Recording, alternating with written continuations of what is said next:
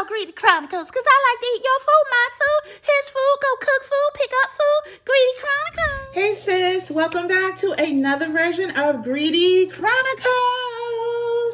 Guess what we're making today? We are making a ground beef and potato casserole with cheese, sour cream, and all that jazz. Okay guys, so I have the seasonings out. I am going to be using this in my ground beef, the garlic, the onion powder, the black pepper, as well as the nature seasoning, some rosemary, and some chives. All of that is going to go in here. I went ahead and I got my pot out, and so that's heating up. While that's heating up, I'm going to go ahead and prepare my onions and peppers to go into the ground beef, get that opened up. So go ahead and do that. Okay guys, everything is all cut up. I only ended up using just about a half of onion. I cut it in half and I still have this much left over. And that's simply because I'm only really making a half a casserole. I don't have a lot of potato to base my bottom. And it's really not a whole lot of ground beef. And you'll see that once you start cooking. So just be mindful if you don't want to overload your casserole with onions and potatoes and stuff. I'm sorry, with the onions and the green peppers, then you want to scale back. So I didn't even use all of the green pepper. I don't want it to take over the casserole. I'm going to go ahead, throw this into the microwave and melt it. And let's get our meat seasoned up. Okay, FYI, my butter is done. That's ready to go into the potatoes. Here's my meat. I'm dumping my raw onions and peppers into this dish. And then I'm going to go ahead and start going in with my seasoning. Here we are with the onion powder. And hopefully you'll be able to see how much I'm putting in there. I'm going to go in a little heavy because I'm just putting it on top. Okay, so I'm done. And I'm going to mix everything in. Here we are with the garlic powder. I want a garlicky taste, more so in my potatoes, but I am going to I don't like too much garlic in beef, so I'm done with that. And we're going to go in with our nature seasoning, and that's by Morton. I love that seasoning. If you don't have anything else, if you have that, you're good. And then we're going to go in with a little bit of our sirloin seasoning, okay?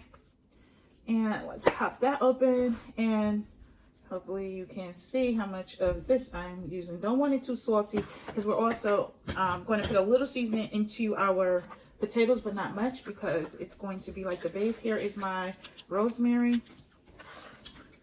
Just a hint of that. Done. And then I am going to go in with some chives, but I'm going to add those to the potato mix when I'm ready for that. So I'm going to go ahead and get that mixed up, and I'll be right back. Okay, I did forget the black pepper, so let me add a little bit of that. And then I am actually using my mashed potato blender to mash all the seasonings in because I don't want the meat all over my hand. But if you can knead your stuff better with your hand, go ahead on and grab a pair of gloves and get in there. And meanwhile, remember, your pot should be warming up. My butter's ready. Let me grab that out of here. Your pot should be warming up and ready for your meat. And remember, we're going to be tossing to get this browned. And we're not going to overcook our meat because it still has to go into the oven. Okay, so. All right, get your seasonings all into your meat. Okay, it's in there. You have to keep chopping. I'm going to show you that for a few minutes, and then you keep doing it, okay? But you keep chopping it up because it's not supposed to be one big hamburger meat and all of that. And at some point, you need to do a small taste test. Make sure your seasonings are great because there's no adding anything after this cooks and gets ready for the oven, okay? And I have mine down on between 6 and 5. It's like on 4. I'm sorry, which way am I here?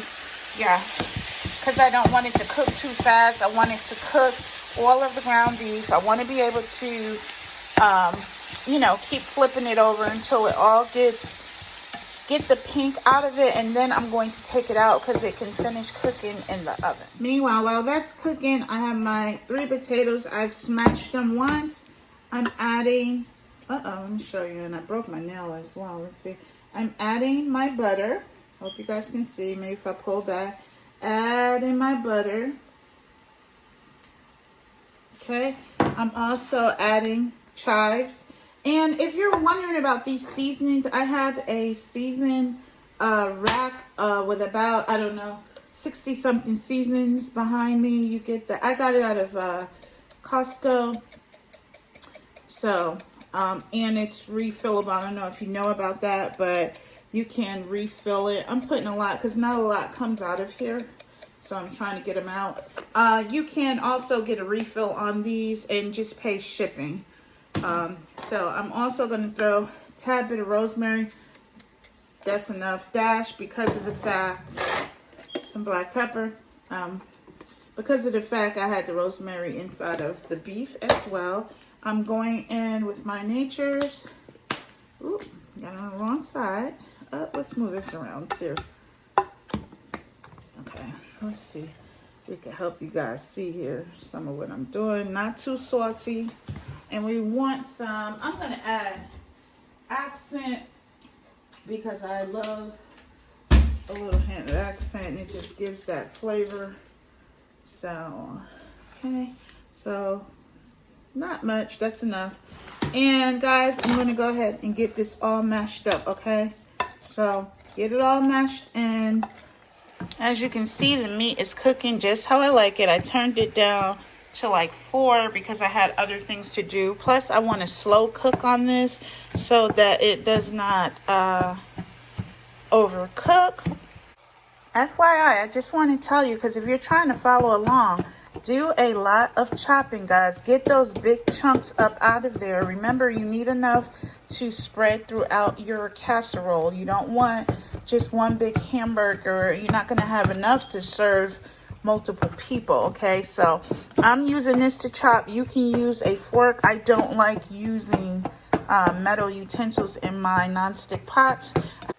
This, my friend, is time to check your flavor. They're well enough for you to do a taste test. I taste mine and found that I wanted a little more flavor to it, so I went ahead, I shook in some accent and just added some more natures, and I'm going to get that stirred up and then pull it. Okay guys, since I'm adding mozzarella this time and not just doing cheddar, I'm going to opt to add that into my meat. And it depends how cheesy you want it, how much you add, okay? So, and don't forget you're topping it with cheese. I'm going to be topping it with my cheddar. See how cheesy that is? Nice and cheesy. Get it nice and cheesy. Okay guys, so I'm back and ready to put the potatoes in. Okay, we're going to go in and baste our bottom. You want to put a nice even layer at the bottom. That's what your meat is going to sit on. Go ahead and spread this as much as I can up. My oven is ready. I just got the alarm. It's see-through, so you're getting a good amount about how thick it is. So remember, the more potatoes, the better off. Go ahead and layer some cheese. So get your cheese sprinkled in between. Save enough for the top. And just go ahead and start towards the back, from the back. Look from the side. I don't know if I mentioned, I did not use oil in my pan when I did my ground beef. If you are a brand new cooker, and that's what I'm going to assume, not everyone knows, ground beef creates its own oils, so I did not do that. So just get you a good amount out of your tub of sour cream. Dump it in there. I would say just get you a good amount, and boom, and then go ahead and work it across. You're just covering, making a cover here, okay? Okay, I changed position for you guys. Hopefully you can see better. So I'm going to go in with my mozzarella cheese on top. And I want this to be a cheesy dish, so remember also there's cheese in your meat. I will polish it off with the rest of this. And you see the amount of mild cheddar. If you want a sharper taste, then you have to get sharp cheese. And voila, there we have it. This is going in the oven. This is what it looks like from the side. Girl, what and what and what. And let me throw it in the oven. Okay, it's in the oven uncovered, and I think I'm gonna set it for 15 minutes. And I'll check on it. FYI, girl, while it's cooking, don't stand around, get to cleaning. As you can see, everything is all clean. My island is back clear. Dishes are out of the sink with the exception of this. And all I'll have to do is put those up, but I can sit down and eat.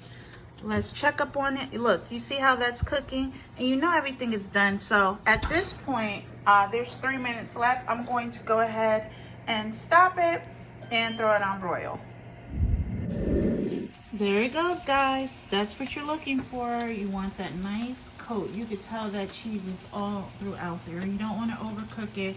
And it's also okay to stick some paper towel on the sides to eat up some of the oils, okay? So if you don't want it to be a very oily. And there we have it. Thanks for joining me on Greedychronicles, making my meat and potato casserole. Just want you to get a close-up. You see that white on the side is your sour cream, and this is what it looks like from the side. It's almost like making a lasagna.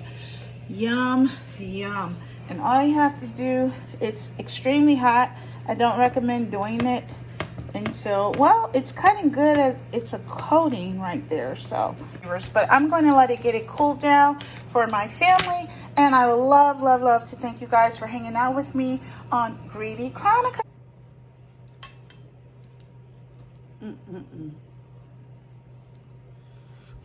God is grace. God is good. Lord, I thank you for my food. Amen. You have to make this delicious. Girl, let me get my greedy butt in here and finish this food.